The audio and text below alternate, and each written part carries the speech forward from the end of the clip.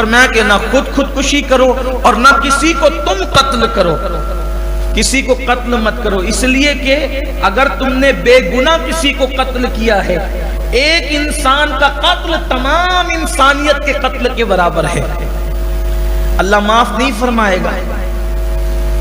بلکہ قاتل کا حال یہ ہے کہ جو قاتل ہے اس پہ اللہ نے لعنت کی، وہ ہمیشہ جہنم میں رہے گا۔ اس کا مطلب بھی ہے کہ طویل مدت تک، بلکہ یہاں تک آیا کہ اگر قاتل توبہ نہ کرے تو اللہ اس کا کوئی عمل قبول نہیں کرتا، کیونکہ آپ نے کسی کو قتل کیا تو آپ کسی مسلمان کو، تو آپ کی مسلمان بہن بیوہ ہوگی، اس کے بچے یتیم ہوں گے، اس کے گھر میں اندھیرا ہوگا۔ مسلمان ایک جسم کی طرح ہے، کسی کو بھی تکلیف و درد تو ہم ہی کو ہونا ہے، اس لیے ایک دوسرے کو قتل مت کرو۔ آج ہم دیکھ رہے ہیں کہ اپنے شہر میں ابھی رمضان شریف سے پہلے قتل کی کئی واردات بھی ہوئی، چھوٹی چھوٹی چیزوں پر، چھوٹی چھوٹی چیزوں، کتے کو چھیڑ دیا اس پر قتل کی واردات، بچوں پہ سے جھگڑا ہوا اس پہ قتل کی واردات۔ قتل کو آسان سمجھ رکھا ہے، قتل کو آسان سمجھ رکھا ہے، قاتل پر اللہ نے لعنت کی ہے، لعنت۔ اس کا کوئی عمل اللہ کی بارگاہ میں اس وقت تک قبول نہیں ہے جب تک وہ توبہ نہ کر لے۔ اتنا ناراض ہوتا ہے اللہ قاتل سے، اس لیے بے گناہ، اچھا مسلمان تو مسلمان ہے، کسی کافر کو بھی بے وجہ قتل کرنے کی اجازت نہیں ہے۔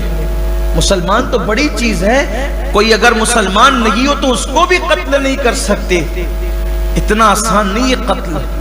بلکہ اللہ اکبر، حدیث پاک میں آتا ہے کہ کسی چڑیا کو بھی آپ نے بلا وجہ قتل کیا، حدیث پاک کا مفہوم ہے جو چڑیا کو بلا وجہ قتل کرے گا تو پہاڑوں جیسی نیکیاں بھی لائے گا تو اللہ اس کی نیکیوں کو رد کر کے اس کو جہنم میں داخل فرمائے گا۔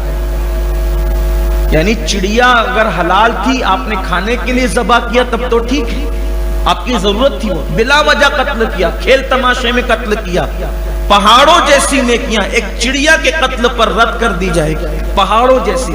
حج، عمرہ، رمضان شریف کی سب رد کر کے صرف چڑیا کے قتل پر۔ دیکھو، اپنی ضرورت کے لیے ذبح کرنا الگ اور شوق کے لیے قتل کرنا الگ، دونوں کا فرق آپ سمجھیں گے، اس پر توجہ ہوگی آپ کی۔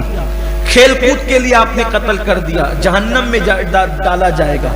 جب چڑیا کے قتل پر یہ وبال ہے تو انسانوں کے قتل پر، پھر اس سے ان لوگوں کو بھی سبق لینا چاہیے جو خود کے بچوں کو قتل کر دیتے ہیں ماں کے پیٹ میں۔